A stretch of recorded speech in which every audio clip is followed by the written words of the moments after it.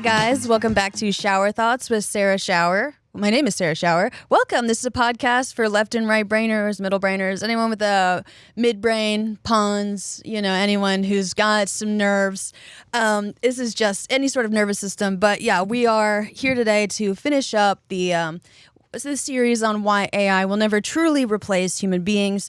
It's kind of funny because the more I read about affordances, spoilers if you didn't watch the first two parts, it's basically AI can't generalize and they can't spot affordances, and I'm going to explain what affordances is. There is actually part of a textbook that I have saved, and we're going to go through the dude who outlined affordances. But before we get into that, how has my week been going?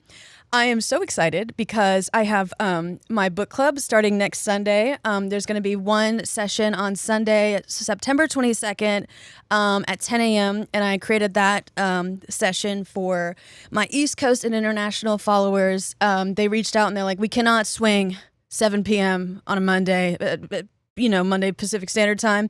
And I was like, that's totally understandable. But I got a lot of new people. I'm excited to read the book. Again, we're going to be reading Life in Three Dimensions. How curiosity, exploration, and experience make a fuller, better life. This is going to be so much fun. I've already annotated the first two chapters because with my book club, there is a second tier that happens after the book club times where I go over annotations and how I annotate and advice for annotating. And a lot of people have signed up for it. I'm super excited because I'm a heavy-duty annotator. I don't know if y'all know that about me. If you're not watching on YouTube, I annotate quite liberally. And I understand if you don't want to, annotate this much, but this is just how it's all basically how I annotate is affordances. And so that's actually so funny. I discussed this last time, but we're doing Life in Three Dimensions. Everything will be posted for my book club in my Substack or on my Patreon. It's going to be hosted on Patreon, but all the outlining information is on Substack. And I'm so excited. I'm just so excited to get it started. Also, what I realized is that, on my Patreon, I set up a Discord so we could all discuss, the book, and a lot of people are excited. They joined the Discord, and I realized something. And if you're in my book club and you're on the Discord, please don't read too much into this. I'm just seeing something. I keep forgetting that a lot of people who join book clubs, especially if it's hosted by a lesbian, will be gay people, right? And so there's a lot of gay people joining the book club, and I'm like, ooh, some people are emphasizing that they're single. So I'm like, oh, this is going to be so interesting. Oh my gosh, but you guys don't even understand how excited I was to open the Discord because a lot of people were doing introductions, and there are so many cool people from different backgrounds. Wait, let me give an example. Also, wait, no, this is a private Discord. Crap. I'm giving away these people's personal information. They trust me. They're really cool. A lot of people have research backgrounds or there's psychology or social services backgrounds or creative backgrounds. It's so diverse. It is so cool. I'm so excited. Everyone was doing their introductions and I was reading through but yeah, I can't wait to hear these people's responses and discussions of the book. It's going to be so much fun. I'm going to do full outlines of what's going to be discussed. It is more than a book club. I should preface that. And not to scare anyone away who wants to join, but I am pretty intense when it comes to reading and research. And this book is great, but it also has to do with curiosity, exploration, and experience. And it's going to touch on happiness and the and emotions. So you best believe I'm going to have some additional research to add. Someone's going to be like, all right, this is, well, actually that's part of tier 2 where I give additional resources and research to look into. So yeah, I'm so excited. I have so much outlined already. I want to see how the first week goes, and then I'll, dial it back or add more if everyone's like more or less. Yeah, so I'm excited to respond in real time. But that is so cool. Update, my friend fully moved in with me. She's gotten her stuff settled, and she's so cool. Yeah, I'm excited to have her. It's nice to be there for someone when they need someone, Oh, God.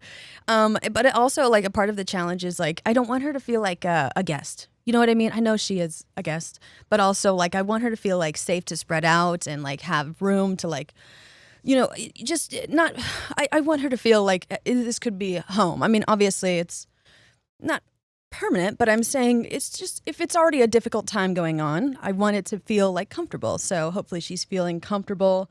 Love her. Also, what something cool that happened this week. There's this thing, and you guys may have heard of it, called Lectures on Tap. But they have an Instagram page. If you like learning, and you're some of you are like, no, okay. But if you do like learning, and if you like drinking, if you like learning and drinking with others, or if you don't have to drink, I didn't drink, but there's this thing called Lectures on Tap, and I think they're in LA, New York, Chicago, and one other place, maybe San Francisco. But basically, they have these experts come in and they give like 40-minute to an hour-long lectures. And, you're at like a bar and, you can get drinks and listen to this, person talk about like what they're passionate about their job and teach you something. And I went to one, and I'm going to put all the information to the lecturer as well as the book they recommended in the link below because it was incredible. I went to the Art and Science of Color Design in Cinema. So exciting. And so he was talking about like all the different elements to art and science of color design.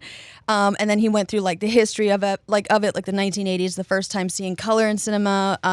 You have Thomas Edison and the Lumiere brothers. He also talked about the additive color system, which has cyan in it. And then there's the subtractive system, which is not used in cinema. It's mainly used in like pigments, paints, and dyes. It has magenta. You know what I mean? And so what is so cool about that is I also am reading Why We Sleep. Unlocking the Power of Sleep and Dreams. And now this is, okay, you guys are going to have to bear with me. So this author, Matthew Walker, PhD, was talking about how, with the birth of TV and cinema started to add color to our dreams, right? And so the thing is our dreams did have like a Wizard of Oz moment. Now, a lot of you, when I posted about this on my Instagram story, were like, how is that possible for dreams to add color if for TV and movies to add color if, we're surrounded by color all the time? There's like pigment in trees or like, you can see, there's just color everywhere. That is the difference between the additive and subtractive color system, right? So the additive color system that you use in TV and cinema, it's light itself, right? The subtractive color system is pigments, right? And so it's like light reflecting off of a surface. Ain't that cool? But so the thing is with the subtractive color system with pigments, right? I guess you may be able to see colors in your dreams before TV and movies, but it would be very, very dark. And it would be, how in color theory, like with the pigments, you would just keep adding more and more and more, and it kind of just makes black, right? With the additive color system, when it comes to light, right? And you talk about like hue, saturation, luminance, right? The more color you add, it's like the more light, right? And so it's gonna make white. Ain't that freaking cool? So Why We Sleep is such a good book. I will be linking this lecturer's information. Well, I told him that, I was talking about anyway, I'll link everything down below. His name was Drew McClellan. He was such a good lecturer. He also has some, courses that you can take online. I believe he teaches at Interlochen. But the book that he recommended was The Visual Story by Bruce Bloch, who is his mentor. And best believe I'm about to pick up that book. You think I'm not going to learn about color theory, right? What was so cool during his lecture is he was talking about it through the lens of cinema. Oh, gosh. So everyone there was pretty much there. They were like a big film buff, right? So he started like, introductions, like asking everyone's favorite movie, everyone's favorite director. And everyone was saying just all these, every time someone would say a director, everyone would be like, oh yeah, oh yeah, or mm-hmm. And I was like, I have no idea who these people are, but like, I'm not like, I love the arts, right? Like it was just, it was an atmosphere, an environment that, a lot of people who like move to LA or Hollywood and they like bitch about this type of person, like a film major, like is like, oh yeah, I think Christopher Nolan's use of, color to tell or, like that sort of thing. I have never actually interacted with those people because, I am in entertainment, but it's more social media entertainment. And so like my annoying group of, cohorts are influencers, right? And just the film theory people to be in like traditional medias, like, oh, I've never been in that actual context before. I was like, holy shit. Also, what was wild is, I know this is going to sound dumb, but I hang out with so many gay people that when I went to this, I was like, oh my God, so many people are straight. That is so wild. I mean, I realized like a bunch of the women were definitely not straight, but like a lot of the dudes were like definitely straight. And I was like, what? You guys are, oh my God. The thing is it was like film theory men who were straight. And I was like, I've heard so much about you guys. And I mean like, and I would never disrespect the arts, but it was just like such a fun, you know, when you're like, you finally like are interacting with the group that everyone talks about and you're like, whoa, oh my God, that's wild. But yeah, Why We Sleep, I'm also reading it. And I know that there is some conflicting research on, you know, TV and movies coloring dreams. And I will include that nuanced research below, but, and I will also include additional research that has been updated since then. And this book was published in, talk about a nightmare to highlight, Why We Sleep. So it's got very, very porous pages. And so don't even try to take a yellow highlighter to it. It will just absorb it. I mean, I tried and it just went straight to back the original color of the page. So you got to use something bright. So my entire system for annotation is so thrown off because I'm using like bright, you know, green and pink and blue the entire time. And I'm using a red. That's not like me. It's just, it's so pigmented I have to. This book was published in 2017. Now, the thing is, when it comes to neuroscience and science and, you know, sleep research, they're, you know, they got a whole bunch of, you know, funding. And some of you are like, well, that's not true. They cut some up. Well, they cut a lot, but like sleep is always something huge that's funded. But yeah, so there might be some updates since this book was published. But this is such a good book. Like when I talk about like the sheer amount of details, but it's still like enticing, you know, I'm like, this is, he's done an incredible job here. This is the perfect blend of like autism, like neurodivergent, neurotypical friendly, right? Like it's got the fun generalities for neurotypical people and it's got the really granular shit for the neurodivergent crowd. So I mean like this, he really did a great job. I wonder if he is like he's a professor of neuroscience and psychology at UC Berkeley, director of the Center for Human Sleep Science, former professor of psychiatry at Harvard. Oh, damn. He's accredited. Anywho, it's such a good book. Also, you should go to Lectures on Tap on Instagram and follow them if you live in a major city in the U.S. because they are great. I'm going to go to more, but it's like sells out really quickly. What if I gave one? I don't know what mine would be on. What would my lecture be on? Because the thing is I mean, maybe like the neuroscience of comedy or like, emotions. But the thing is do you need, I don't have a degree. I am 16 credits shy of a degree, 4 classes, but I am not going back to school because I don't want to learn Excel. But yeah, I also brought This Is What It Sounds Like and then the neuroscience of navigation again because we're going to talk about affordances and why AI will never truly replace humans. What's going to be interesting though is quickly after just rereading through everything once more, I realized that this is a discussion for English majors. So affordances, actually, let's get into it. This is by James J. Gibson, The Ecological Approach to Visual Perception. So this is like ecological psychology, I believe. So chapter 8, The Theory of Affordances, I really did just get this straight from a textbook. But we're going to go through and we're going to talk about what he describes as affordances. And then I'm going to give my little watered down, translated down interpretation. But the thing is what's cool about this is again where I feel like the arts have way surpassed the sciences. Now, I know the sciences do have the burden of proof. However, the arts also do have proof methods. Are they the scientific method? No, but artists of every time are not just a shot in the dark of what works and what doesn't. I mean, sometimes, yeah, you can have purely accidental art. Yes, but there are like techniques and methodologies to different arts. I mean, just music alone, you think that record labels would just guess when it comes to what music like sells and what doesn't. Also, what's cool is that I can back that up with this is what it sounds like. A legendary producer turned neuroscientist on finding yourself through music. She was a record producer for 22 years and now she's a neuroscientist. And every time she gets to something in neuroscience, she's like, I can explain exactly what that is in these music terms. This already exists. I have extensive experience with it. And here's how we can improve some scientific things. And I'm like, you fucking go, girl. That's why I think it's so, again, not objectifying, sexy when someone pivots from the arts to the sciences. Because the thing is you love an art so much, you're like, I can make it, but I want to know exactly why this is working, how this is working in my brain. And I am just a huge fan of hers.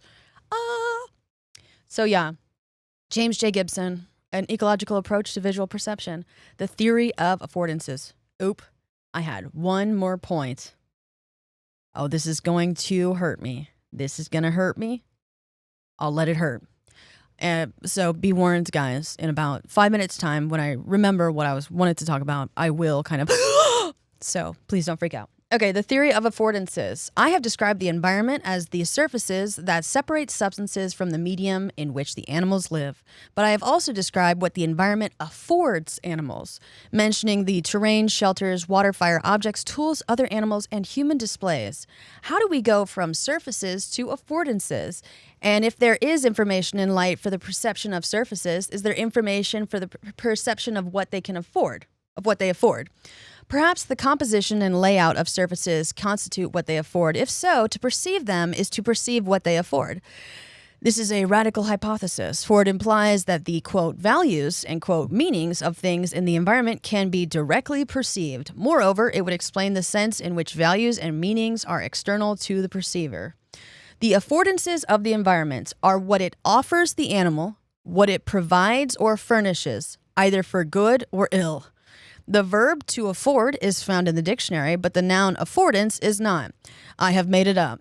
I mean by it something that refers to both the environment and the animal in a way that no existing term does. It implies the complementary of the animal and the environment. The antecedents of the term and the history of the concept will be treated later. For the present, let us consider examples of affordances. So, he said he made up the noun affordance. But the thing is what we will quickly realize, anyone with an English degree, anyone with a background in comedy or music will realize, and I will point it out actually, that there are terms, multiple terms for affordances, but this is strictly psychology. So psychology, which is based off of physics and most of its terms are rooted in physics. So the arts are actually passing a science here. Okay, we're going to get into it. If a terrestrial surface is nearly horizontal instead of slanted, nearly flat instead of convex or concave, and sufficiently extended relative to the size of the animal, and if the substance is rigid relative to the weight of the animal, then the surface affords support. It is a surface of support, and we call it a substratum, ground, or floor. It is stand-onable, permitting an upright posture for quadrupeds and bipeds. It is therefore walk-onable and run-overable. It is not sink-intoable like a surface of water or a swamp that is not for heavy terrestrial animals. Support for water bugs is different. So it's relative support for the... You're like, this is so much. Yeah, support is relative to the animal that is looking at the affordance or, considering affordances. Now, affordance in this case does not mean money. It's a different type of value, as you said, value and meaning. So we're going to get into sentimental value as well. God. Okay, so if a terrestrial surface is nearly whatever, note that the 4 properties listed, horizontal, flat, extended, and rigid, would be physical properties of a surface if they were measured with the scales and standard units used in physics. As an affordance of support for a species of animal, however, they have to be measured relative to the animal. They are unique for that animal. They are not just abstract physical properties. They have unity relative to the posture and behavior of the animal being considered, so an affordance cannot be measured as we measure in physics. Okay, so terrestrial surfaces, of course, are also climb-onable or fall-offable or get underneathable or bump intoable relative to the animal. Different layouts afford different behaviors for different animals and different mechanical encounters. The human species in some cultures has the habit of sitting as distinguished from kneeling or squatting. If a surface of support with the four properties is also knee-high above the ground, it affords sitting on, right? So it's not like the literal meaning. It's what you can do with it, right? So like sunglasses, right? You can wear sunglasses on your face. However, if you're like, what do these sunglasses afford me?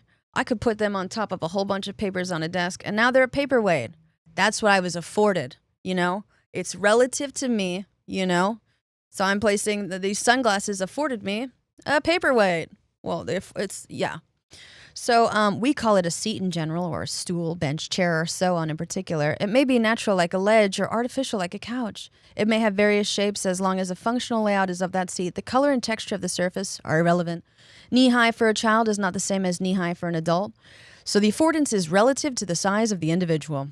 But if a surface is horizontal, flat, extended, rigid, and knee-high relative to a perceiver, it in fact can be sat upon. If it can be discriminated as having just these properties, it should look sit-onable. If it does, the affordance is perceived visually. If the surface properties are seen relative to the body surfaces, the self. Okay, wait. If the surface properties are seen relative to the body surfaces, the self, they constitute a seat and have meaning. So there could be other examples. Yes. Anyway, so these are all affordances are unique to you, right? They have a, so it's it's things that kind of describe relationships between things. Like in affordances, it's like an inter relationship, a correlation, a connection, association, interdependence. You know, so. Look sit-onable if it does. The affordance is perceived visually if the surface properties are seen relative to the body surface, the self. They constitute a seat and have meaning. There are different, affordances for nutrition, manufacturing. Different objects of the environment have different affordances for manipulation, right? An object, you look at an object and you're like, how can I manipulate that, right? Fellas, I'm sorry. No, it's patriarchy, men, right? What men will see a woman who's an object, right? I'm not saying all men. I'm not saying all men, right? So men are like, what affordances are present with this woman who I've objectified is how I can manipulate her, how I will go about manipulating her. It's relative to him. He's going to come up with some strategy of, I'm going to use this woman. Ooh, this woman is meant to mate with and love. I'm sorry. This woman is meant to love, right? She wants to build a mutual connection. However, I see her as an object. So what I can afford with her is using her as a resource, right? So this is not what this human being has intended. It's her intended use. She's not meant to be drained of all of her energy, time, and, just effort.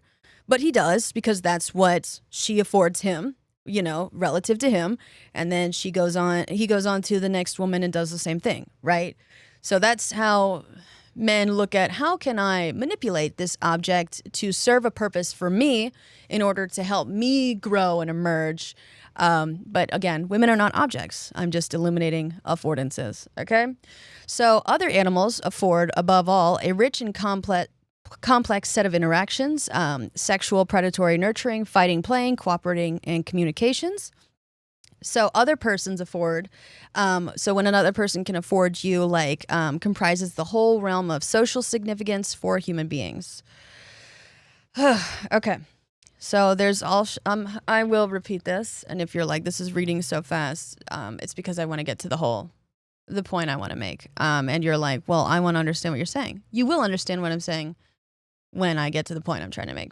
Okay, so there's, moving on, the niches of the environment. Ecologists have the concept of a niche. A species of animal is said to utilize or occupy a certain niche in the environment. This is not quite the same as the habitat of the species. A niche refers more to how an animal lives than where it lives. I suggest that a niche is a set of affordances. So how you live, as opposed to where you live. How do I live? My niche is like a hermit, right?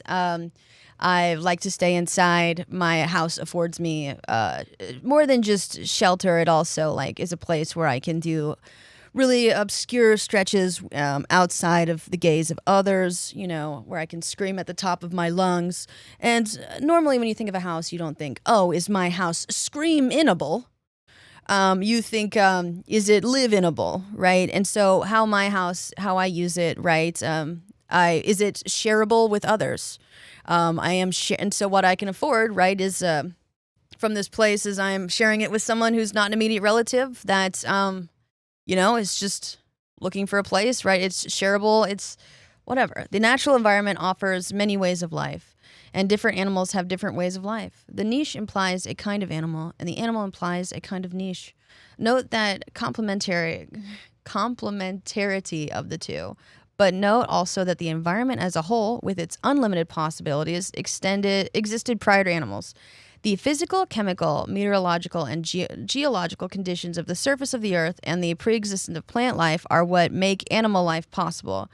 They had to be invariant for animals to evolve. There are all kinds of nutrients in the world and all sorts of ways of getting food, all sorts of shelters or hiding places such as holes, crevices, and caves, all sorts of materials for making shelters, nests, mounds, huts, all kind of locomotion that the environment makes possible, such as swimming, crawling, walking, climbing, flying. These offerings have taken advantage of. The niches have been occupied.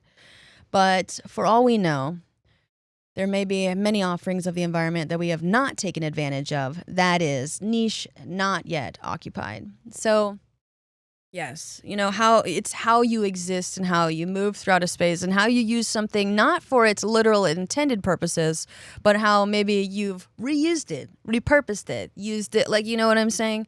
I have a house that's now, I have an office and it's now a storage unit for a whole bunch of stuff. When you think about it, my niche, my niche is just hoarding knickknacks with gay people.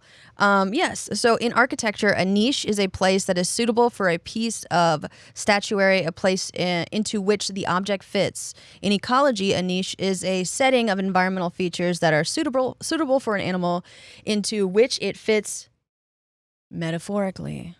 An important fact about the affordances of the environment is that they are, in a sense, objective, real, and physical, unlike values and meanings, which are often supposed to be subjective, phenomenal, and mental. But actually, an affordance is neither an objective property nor a subjective property. It is both, if you like. An affordance cuts across the dichotomy of subjective, objective, and helps us to understand its inadequacy. It is equally a fact of the environment and a fact of behavior. It is both physical and psychical, yet neither. An affordance points both ways, to the environment and to the observer. I would say, if it is both subjective and objective, I would say it emerges. Wow, that's so cool. Okay, yeah. So it's both, right? It's neither objective or subjective. So it's not that it's one or the other, but it emerges, okay? An affordance cuts across the dichotomy of subjective objectives, helps us to understand its inadequacy or violation, right? It's not good enough. This is going to quickly get into English. He's like, we don't have a term for this. Oh, but we do, and you've already used it. The niche for a certain species should not be confused with what some psychologists have called the phenomenal environment of the species. This can be taken erroneously to be the private world in which the species is supposed to live, the subjective world, or the world of consciousness. The behavior of observers depends on their perception of the environment, surely enough, but this does not mean that their behavior depends on a so-called private or subjective or conscious environment. The organism depends on its environment for life, but the environment does not depend on the organism for its existence. Now, this is interesting. Okay, the niche for a certain species should not be confused with what some animal psychologists have called the phenomenal environment of the species. This can be taken erroneously to be the private world in which the species is supposed to live, the subjective world, or the world of consciousness. The behavior of observers depends on their perception of the environment, surely enough, but this does not mean that their behavior depends on a so-called private or subjective or conscious environment. Now, sir, while I do hate the book, I have to say, the neuroscience of navigation, human beings use the same cognitive map to navigate physical and social spaces, right? Social, like subjective realities, hierarchy, or I mean, the thing is they're not like subjective, right? Obviously, with white supremacy and patriarchy and all this stuff, it's made real, right? But the thing is consciousness does emerge, right? This is taken erroneously to be the behavior of observer depends on their perception of the environment, surely enough, but this does not mean that their behavior, that's actually, okay, so there's also man's alteration of the natural environment. Let's keep going. Anyway, you know what? I'm just going to say that was enough. Let's read he's talking about ecological psychology, it's like, the psychology of the environment. The thing is I guess, like, the thing is what we kind of exist within a hierarchy where, like, you can't really say exactly. I mean, you can say, I guess, like in a very solid sense, like where I end and then the air begins. But like the atoms and the molecules are kind of just like blurring into each other at a certain point. So let's just touch on this. To perceive an affordance is not to classify an object. The fact that a stone is a missile does not imply that it cannot be other things as well. It can be a paperweight, a bookend, a hammer, or a pendulum bob. It can be piled on another rock to make a cairn or a stone wall. These affordances are all consistent with one another. The differences between them are not clear-cut, and the arbitrary names by which they are called do not count for perception. If you know what can be done with a graspable, detached object, what it can be used for, you can call it whatever you please. The theory of affordances rescues us from the philosophical muddle of assuming fixed classes of objects, each defined by its common feature and then given a name. As Ludwig Wittgenstein knew, you cannot specify the necessary and sufficient features of the class of things to which a name is given. They only have a, quote, family resemblance. But this does not mean you cannot learn how to use things and perceive their uses. You do not have to classify and label things in order to perceive what they can afford, right? So, like, labeling different things is, this is couch, this is table, this is microphone, right? But obviously, this could be a projectile. How would this, no one is like, if I throw this microphone at someone and it cracks their skull open, it would now be, I'm using it as a projectile. I'm using it as a weapon, right? Let's think about something else that we can afford from this environment. This computer is used for computer stuff. However, if I didn't give a shit about my stuff and it was raining outside, I'd open it and it's now protecting me from the rain, right? A computer is not classified as a way to protect you from the rain. But however, I'm looking at it and I'm like, oh, I don't give a shit about my stuff. Let me open this and then protect myself from the rain. Let's think about something else. Damn. I mean, now I'm just looking at everything and I'm like, what could this be used for? I mean, the thing is, no. Like a couple times I've said, you probably shouldn't you should never put alcohol in your gas tank. But you could, if you're in a pinch, use Sam Adams, like a very, very, like, high concentration, like alcohol percentage, like beer as like a type of fuel. I mean, is that technically, but yeah, I mean, it could be, because the thing is you're not supposed to, you're like, oh, beer can, what it can afford me is something drivable. Anyway, let's keep going. So the summary, positive and negative affordances. The foregoing examples of all affordances of the environment are enough to show how general and powerful the concept is. Substances have biochemical offerings and afford manufacture. Surfaces afford posture, locomotion, collision, manipulation, and in general behavior. Special forms of layout afford shelter and concealment. Fires afford warming and burning. Detached objects, tools, utensils, weapons afford special types of behavior to primates and humans. The other animal and the other person provide mutual and reciprocal affordances at extremely high levels of behavioral complexity. Trust and empathy.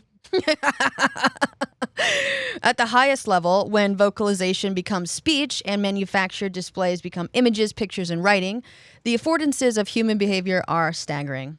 No more of what will be discussed at this stage except to the point of the speech, pictures, and writing still have to be perceived. At all these levels, we can now observe that some offerings of the environment are beneficial and some are injurious. There are slippery terms that should only be used with great care, but if their meanings are pinned down to biological and behavioral facts, the danger of confusion can be minimized. First, consider substances that afford ingestion. Some afford nutrition from a given animal, some afford poisoning, and some are neutral. As I pointed out before, these facts are quite distinct from the affording of pleasure and displeasure in eating, for the experiences do not necessarily correlate with the biological effects. Second, consider the brink of a cliff. On the side, it affords walking along, locomotion, whereas on the other, it affords falling off, injury. Third, consider a detached object with a sharp edge, a knife. It affords cutting if manipulated in one manner, but it affords being cut if manipulated in another manner. Similarly, but at a different level of complexity, a middle-sized metallic object affords grasping, but if charged with current, it affords electric shock. And fourth, consider the other person. The animate object can give caresses or blows, contact comfort or contact injury, reward or punishment, but it is not always easy to perceive which will be provided. It's true. Okay. Note that all benefits and injuries, these safeties and dangers, these positive and negative affordances, are properties of things taken with reference to the observer, but not properties of the experiences of the observer. They are not subjective values. They are not feelings of pleasure or pain added to neutral perceptions. There has been endless debate among philosophers and psychologists as to whether values are physical or phenomenal, in the world of matter or only in the world of the mind. For affordances, as distinguished from values, the debate does not apply. Affordances are neither in the one world or the other, inasmuch as the theory of two worlds is rejected. There's only one environment, although it contains many observers with limitless opportunities for them to live in it. Yeah. Okay. So affordances are just okay. Positive and negative affordances are properties of things taken with reference to the observer, but not properties of the experiences of the observer.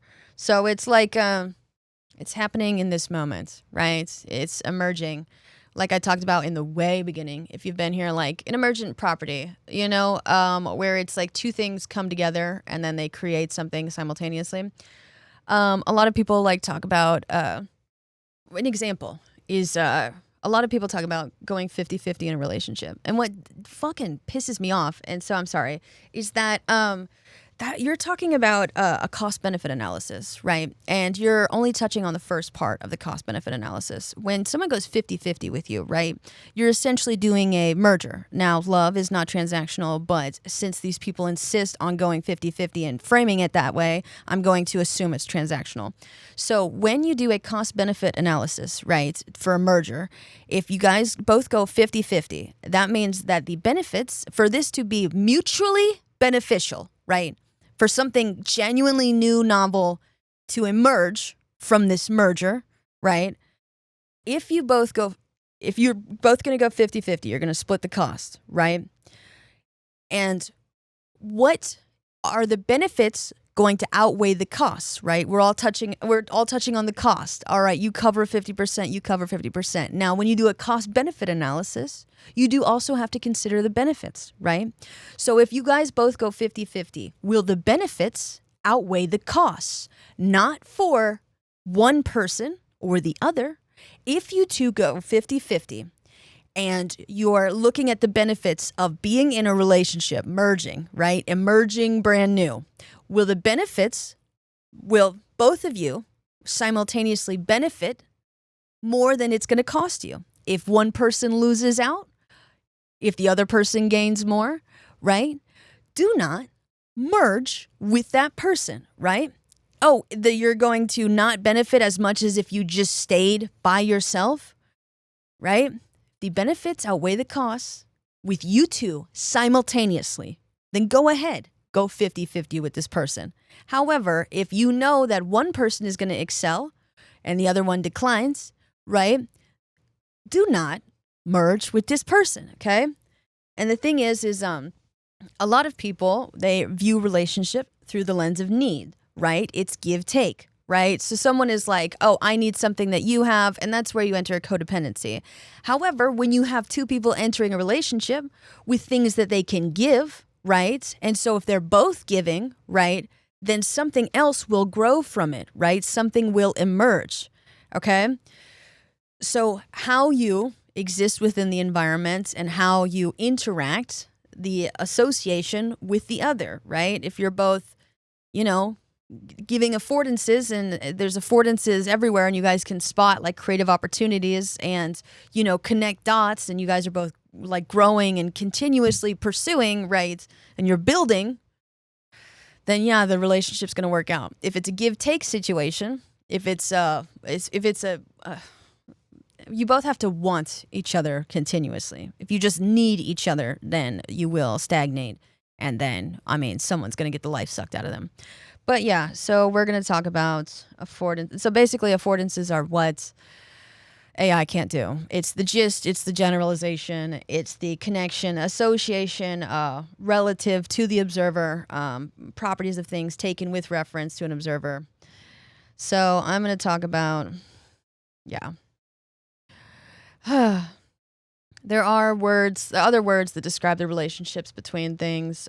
First we have interrelationship, a close relationship or connection between two or more things or people, often involving mutual influence, right? So body and mind, interrelationship, mental and physical health, economy and environment, language and culture. And now what you can see with they did not want to touch on consciousness, and sure, I guess. But the thing is consciousness does emerge, but I guess. Okay, so body and mind, right? Mind is thought of as a subjective thing. Body is taught, there's your brain.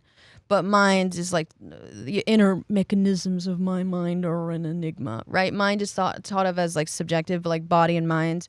So like if your body is separated from your mind, you're dissociated. That's not funny. I just, it's like an association. You're constantly, so the thing is it's an association. Your body and mind are associating with each other. You're having an embodied experience, right? It's how you exist relative to your perception, right? Like you're looking at what is afforded here, noun, it's the concrete and the abstract coming together to form, I guess, not consciousness. And so there's also mental and physical health, right? Mental health is not subjective, but whatever. There's the economy and the environment, right? The economy is made up, but the environment is not. And the economy has drastically killed the environment, right? It's seen the environment. How can I manipulate this environment for my gain, right? They suck out all the resources. And, it seems like capitalism just they afford more and more, right? They're like, okay, so what community can we take from? What country can we destabilize? Where can international relations, right? Language and culture has an interrelationship. There's also correlation, which is a different type of, relationship between things. A mutual relationship or connection between two or more things, where a change in one often corresponds to a change in another. So there's like a positive correlation. Both variables increase or decrease together. There's like a negative correlation. One variable increases as the other decreases, like spending and your bank balance. There's also spurious correlations where someone's like, oh, if I wear this color jersey, then my team will win at the Super Bowl. That's not quite an affordance. It's just a correlation. There's connection. So an affordance is also going to be like a type of connection, how, right, your methodology of like how you exist in the world. The thing is how this relates to life in three dimensions is that it's like this sentimental value, like your creative expression, creative interpretation of, different uses of things within a space or like connection between other people. And so there's like physical connections, human connections, abstract and conceptual connections. Association, a connection or relationship between things, ideas, or people, sometimes suggesting they occur together. But anyway, so what I was going to say is that, so they, like what it said is, affordances only have a family resemblance. This does not mean you can learn how to use things and perceive their uses. You do not have to classify and label things in order to perceive what they can afford, right? It's a situationship with the environment. Like, right? You're like, we don't have me and this couch don't have a label, but our situationship is, my ass is upon it. I'm trying to think of something else. Maybe if you, like big comfy couch, right? Anyone remember that growing up? The affordance of that couch, right, is that it was a storage unit, right? She saw it, like she just hid a bunch of shit in it, right? It was basically her magic toolkit. That's what that young woman with the obscenely large freckles used her couch for, and that was her situationship with the couch. Trying to think of like I'm trying to give examples, but anyway, what I want to say is that this guy was like, there are no previous terms for affordances, but I would disagree because English majors have terms for it, right? They're literary devices that describe associations. There's a figurative comparisons, metaphorical, conventional, or novel. In this case, it would be a novel figurative comparison, like an analogy, metaphor, or simile. And a novel, metaphor is something that you made up yourself. Like a conventional metaphor is like, it's not an affordance because it's already been established and it's not relative to just you. It's like, you can lead a horse to water, but you can't make it drink. That's a conventional metaphor. Now, if you came up with a novel metaphor, it would be highly context dependent on your usage relative to you. So someone would have to really, it involves more logical processing. So the difference between a conventional metaphor and a novel metaphor. Conventional metaphor, familiarity, it's high and widely understood. A novel metaphor is low, new, and unfamiliar. For a conventional metaphor, for its interpretation, it's quick and automatic. For a novel metaphor, it's slower, requires effort. And then conventional metaphor processing is categorization. And so if it's a conventional metaphor that categorizes, it's not an affordance, because the thing is you're just because you're labeling it, it's not like, that's not how it's something unique to you, right? An affordance. And so a novel metaphor for processing involves comparison. It's familiar. It's a metaphor. It's a simile that's you've created, and then for a conventional metaphor, its origin is cultural, established. And then for a novel metaphor, it's individual, situational. And so that's a novel metaphor is an example of an affordance. So yes, it actually has been discovered before. So there's also, symbolic associations. And the thing is you can, when it comes to identity of self, he was talking about self and the environment. Your aesthetic, right, is an affordance. Like how you express yourself, and then if you have like a certain look, people associate it with you, right? So it's an individual, it's situational. Someone's gonna have to compare and contrast you. They're like, oh yeah, that's Sarah. Sarah dresses in only juicy tracksuits during her stand-up, right? That's not an established thing for comedians. It's how she interacts with her environment relative to her, right? So I'm thinking I want to be unique, right? When I go on stage, I'm pardon my French, a white bitch, So that's, there's so many white girl, I don't know if I am, comedians. So you need to make yourself stand out in some way. It's like I'm the white girl who keeps wearing the juicy tracksuits on stage. If you look at any of my stand-up clips, there it is. It wasn't 5 minutes. It was 48 minutes. I'm doing a stand-up show to benefit Palestine. That will be on my... I haven't been a stand-up in a while, so that will be on my Instagram stories soon. Yes, sorry, that came 48 minutes later. So, right, it's like it's how I interact with my environment relative to me. But it's not my experiences of it. My experiences are, and this is such a fun thing when this is a sidebar.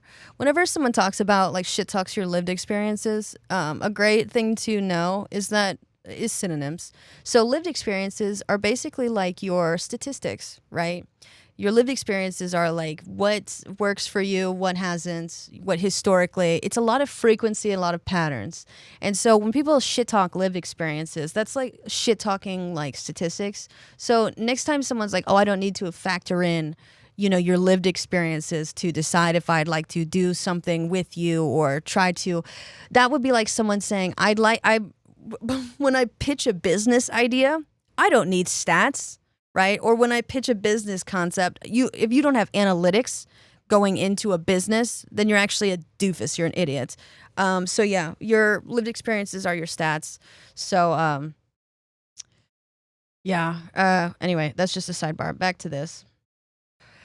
So there's also wordplay, which I think is a type of affordance, like puns, double entendres, wit, repartee. So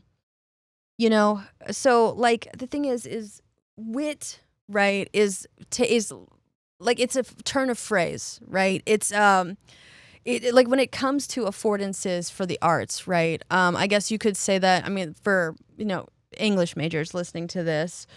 Like novel metaphors are probably going to be your like most close, affordance, right? It's the actual device itself, like novel metaphors, something that you came up with and something that is individual, situational. You have to really take it in to understand what they're saying. It's new and unfamiliar, but it's using a familiar structure, right?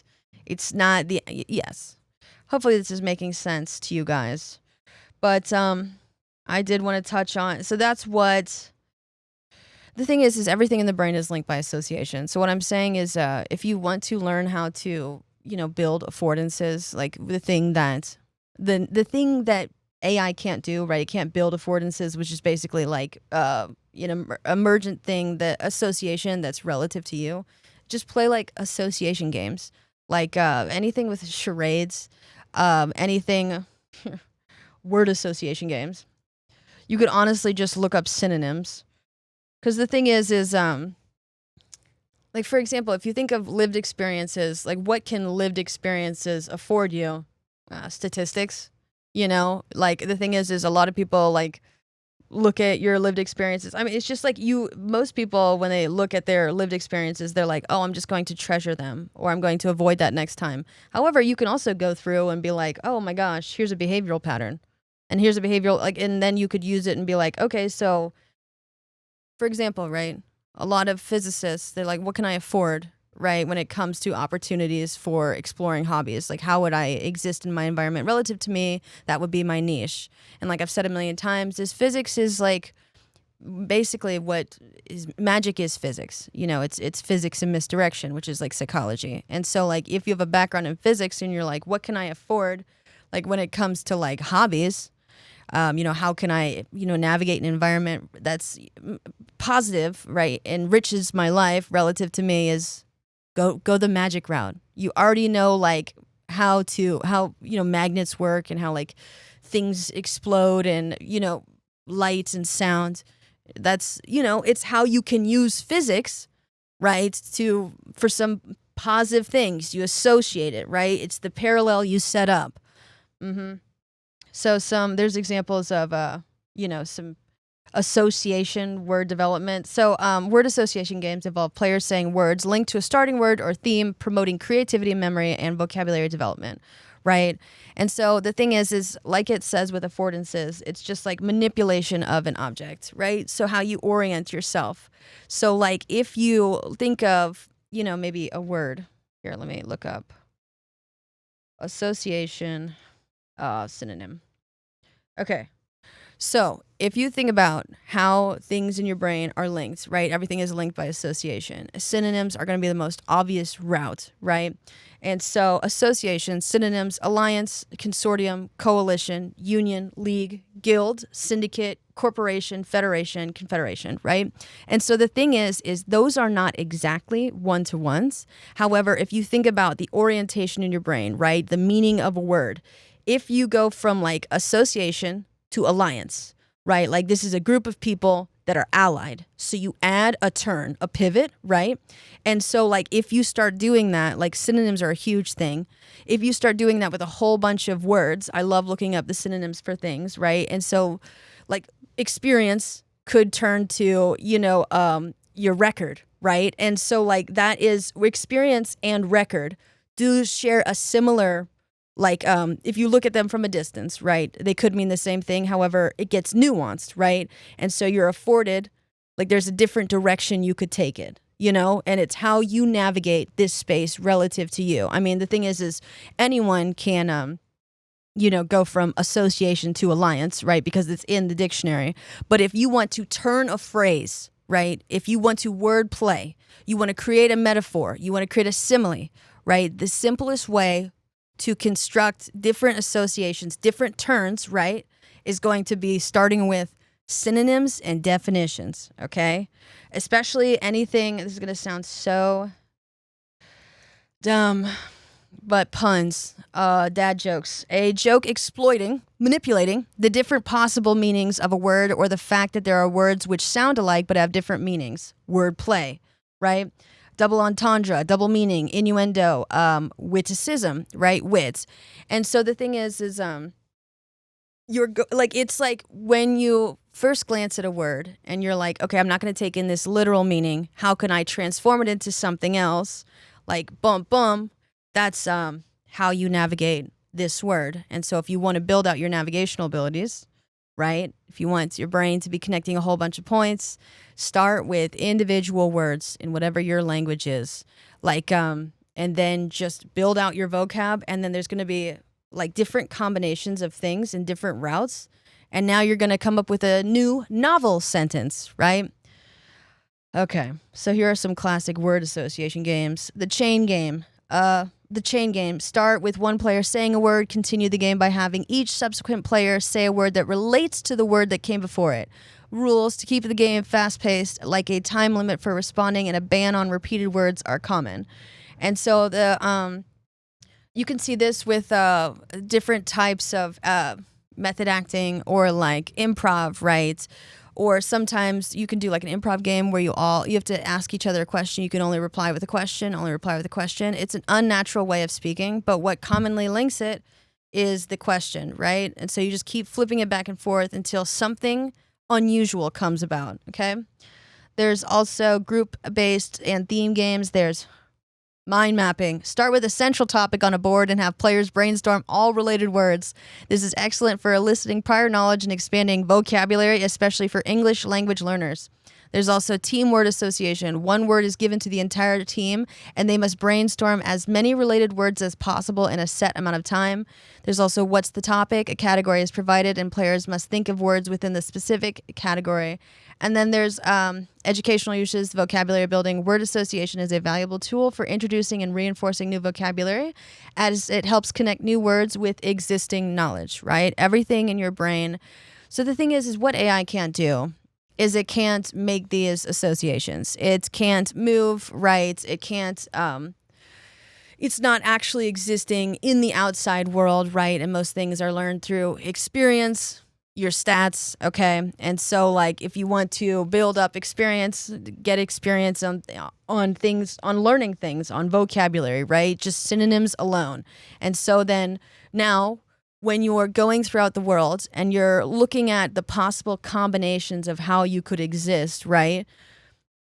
You can now create, right? Your mind wanders, right? When it comes to mind wandering, it's all about possibilities, probabilities, like it's modalities, okay? And so like allow your mind to wander, explore, right? Usually when I talk about like surprise is going to be the emotion that governs learning. And we talked about like, embarrassment and delight before. So find things that delight you. Surprising happiness. You have to pursue, move happiness, right? In a new way.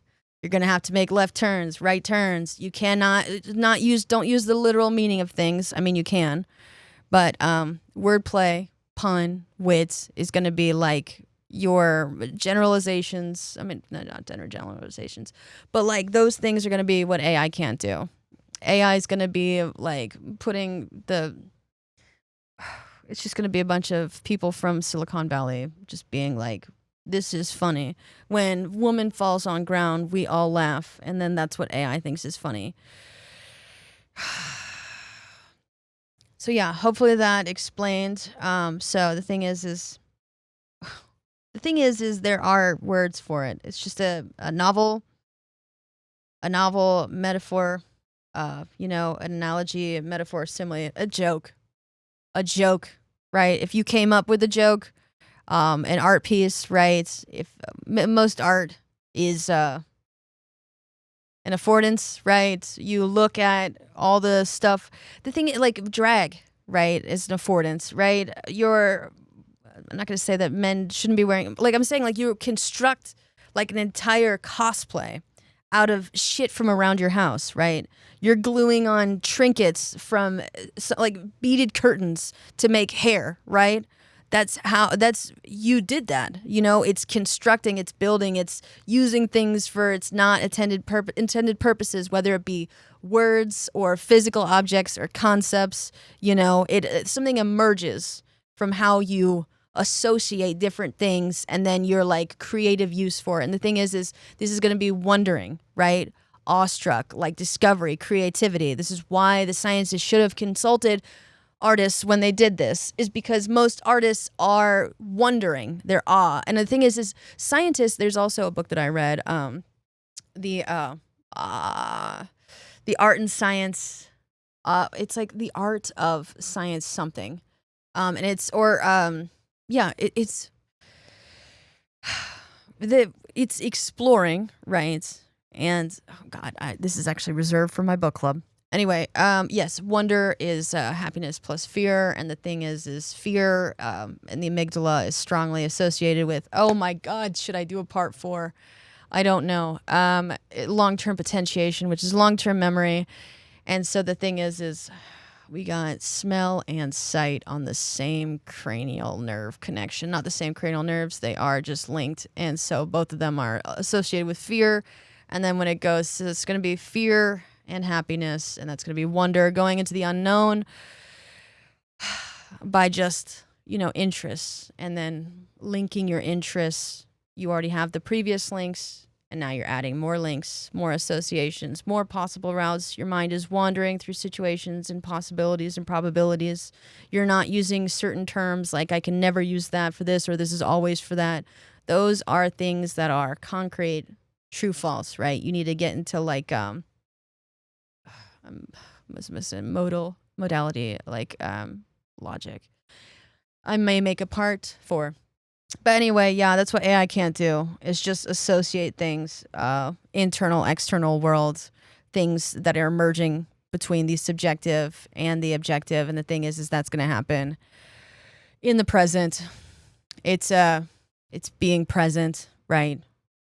We are the unstoppable force meeting the immovable object. Consciousness is just contained explosions, and in space-time, right? Anyway, yeah, I'm gonna do a part 4. This has been fun. Hopefully you guys understood me. I don't agree with the world of consciousness, because the thing is this